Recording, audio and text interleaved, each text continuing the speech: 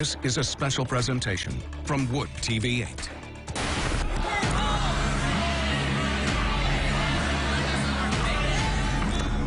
A plot to kidnap Governor Whitmer and overthrow the government.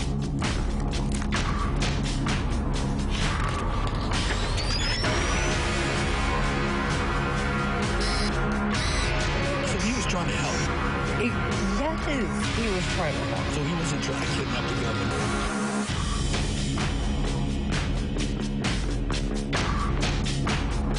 Thanks for joining us tonight on a special edition of The 7. I'm Michelle DeSelms. Is one of the most important domestic terrorism investigations in a generation and a major test for the Biden administration, the alleged plot to kidnap Michigan Governor Gretchen Whitmer. As the federal trial in Grand Rapids approaches for militia members accused in the plot, the focus continues to turn toward those who worked secretly to catch them, among them an informant from Wisconsin, later accused of working both sides. So who is this man, described by the feds as a double agent? Targeted investigator Ken Kolker dug through hundreds of pages of court records and traveled to the Badger State to find out. Ken?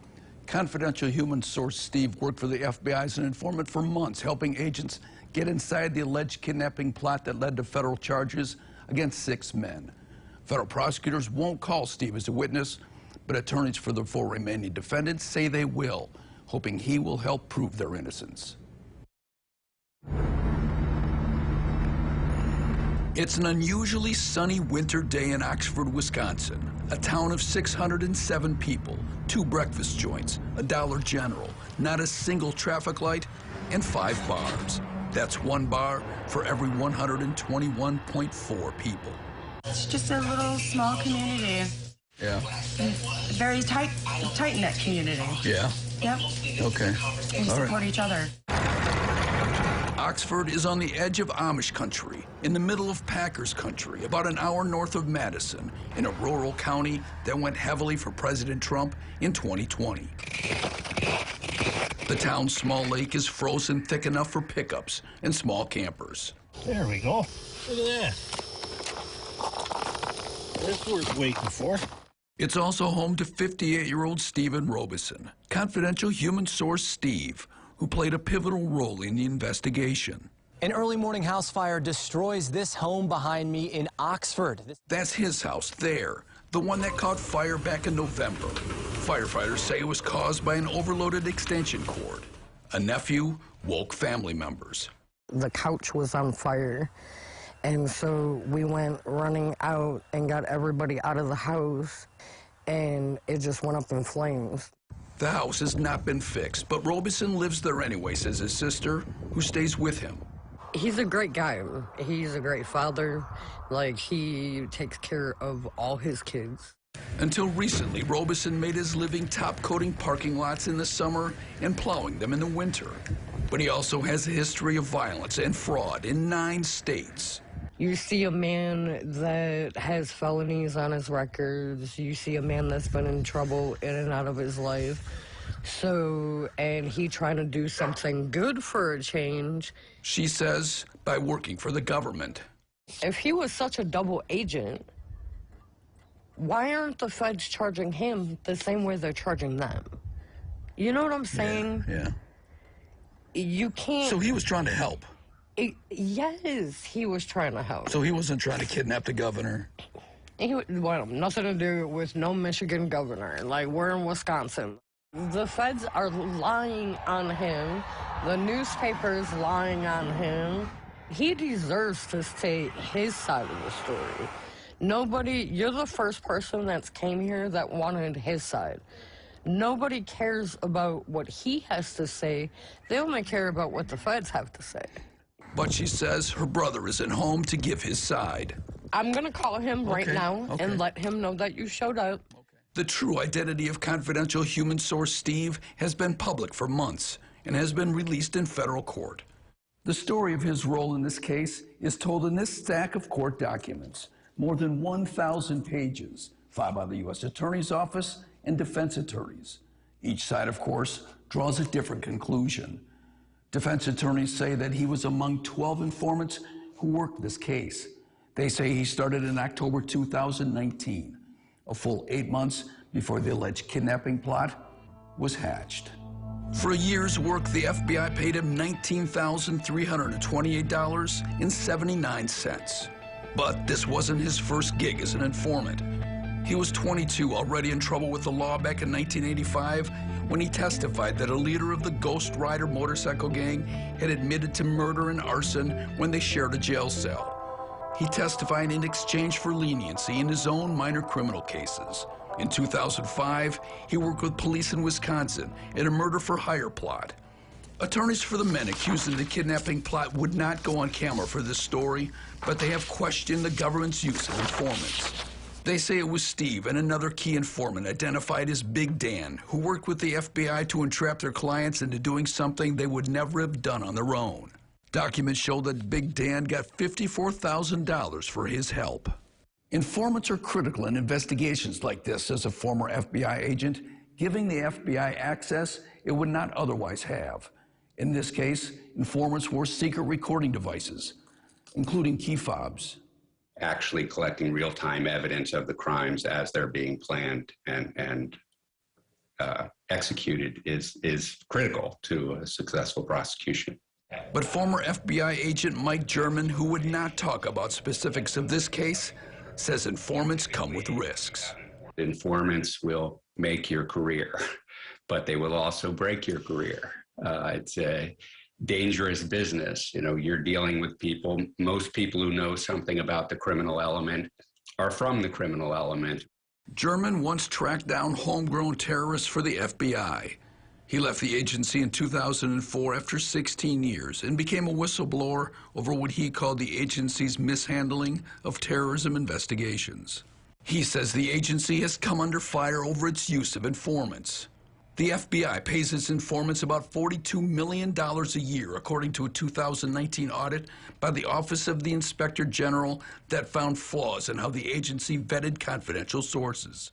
They're becoming friendly with an FBI agent for the purposes of betraying their friends for whatever motivation, whether it's money, whether it's getting some benefit as far as their own misconduct is concerned. The government says the conspiracy to kidnap the governor started on June 6, 2020. Defense attorneys say that's the day Stephen Robeson organized and paid for a National Patriot 3%ers militia meeting in Dublin, Ohio. The Southern Poverty Law Center describes 3%erism as a movement, not a group, that claims to be ready to carry out armed resistance to perceived tyranny. Among the 3%ers at that Ohio meeting, Barry Croft Jr. of Delaware, who the feds say later became a leader in the Whitmer kidnap plot. That's him in a three-point hat. The feds say they talked about murdering tyrants or taking a sitting governor. Angry about the response to COVID-19. Angry, the feds say, well-armed and willing to train.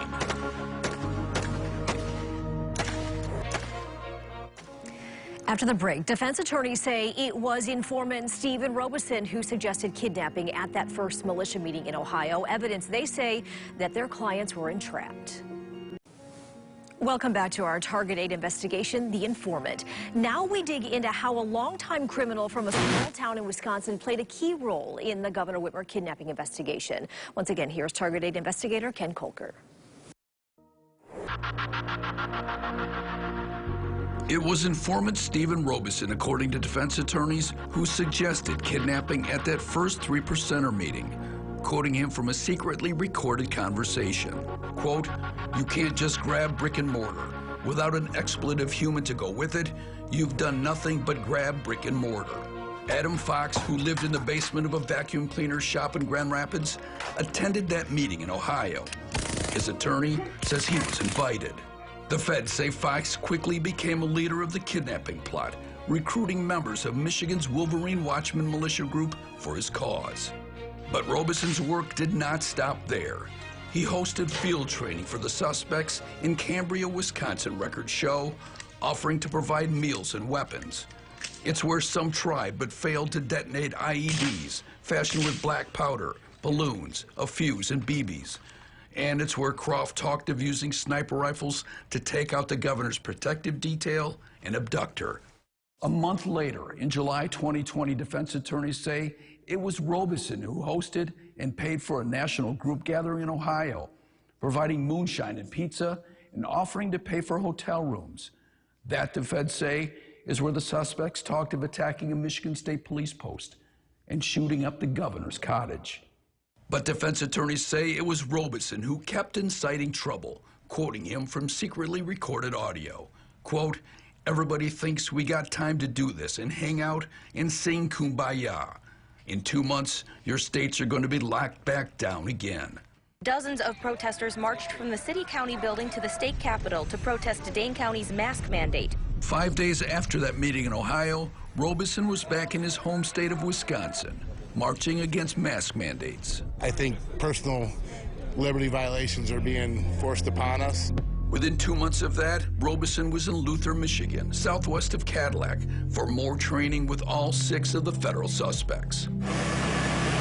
That night, the Wisconsin informant was part of the surveillance of the governor's cottage farther north in Elk Rapids.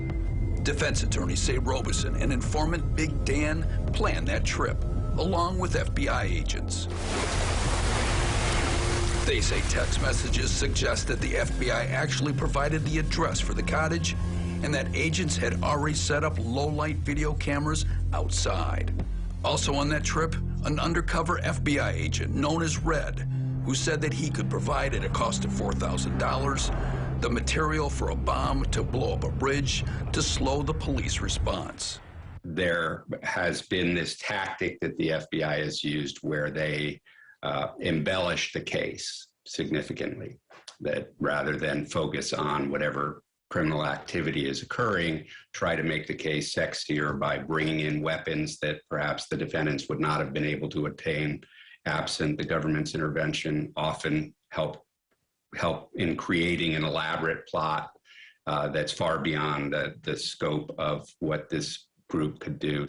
The former FBI agent says claims of entrapment are not unusual in cases involving informants and undercover agents. When there is some kind of undercover operation, often in the culture called a sting operation, entrapment is the most common defense because it's pretty much the only defense left. But entrapment, he says, is difficult to prove. It is not improper for the government to induce somebody to commit a crime, so long as that person is predisposed to have committed that crime. The feds wrapped up the investigation early with arrests in October 2020, fearing an informant had been compromised. In January, the feds revealed that the FBI had dismissed Robeson as an informant, calling him a double agent working against the government. They say he tried to obstruct the arrests, warning at least one defendant that he had been stopped by the feds. They accused him of using money for a charity to buy weapons of attack and offering the use of a drone for acts of domestic terrorism. And the feds say he warned one of those involved to delete the video of their surveillance of the governor's cottage.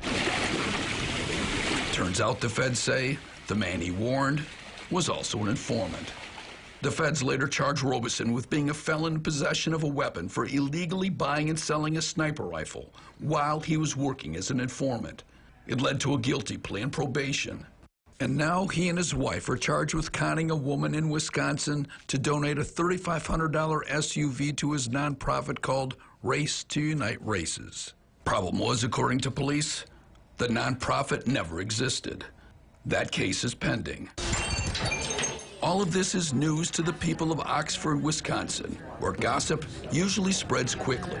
He would come in here and sit and have coffee, and then he'd tell us about his go down to Madison to protest with the governor down there, you know, what they were doing.